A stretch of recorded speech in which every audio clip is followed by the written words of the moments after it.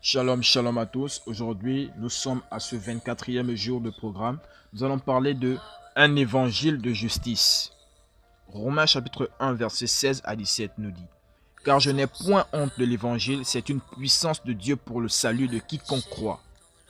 Du juif premièrement, puis du grec, parce qu'en lui est révélée la justice de Dieu par la foi et pour la foi, selon qu'il est écrit, le juste vivra par la foi.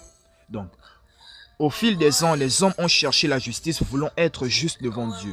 Mais la justice de Dieu n'est révélée que dans l'évangile de Christ. L'évangile de Christ est le dévoilement de la justice de Dieu. C'est l'évangile de la justice de Dieu.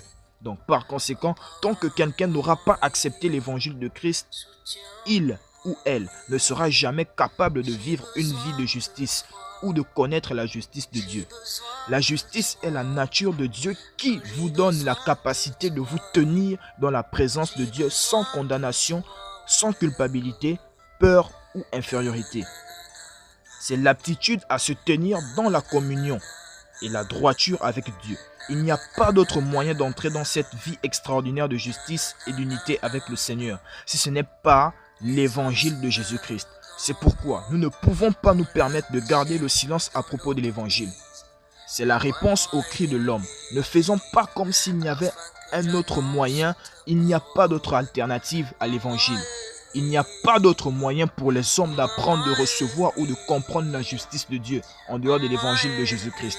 Alors, ne soyez pas silencieux dans votre localité, dans votre village, dans votre ville ou dans votre nation.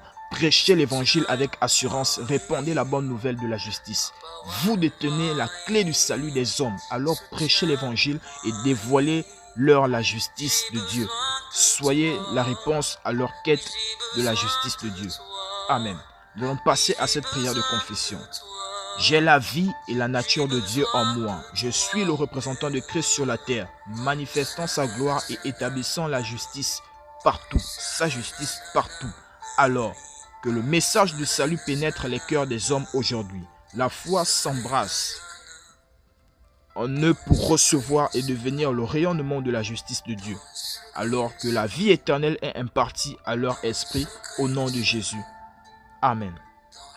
Pour ceux qui ont de lecture approfondie, Jérémie 20, verset 9, Romains 3, verset 21 à 22 et Romains 5, verset 17.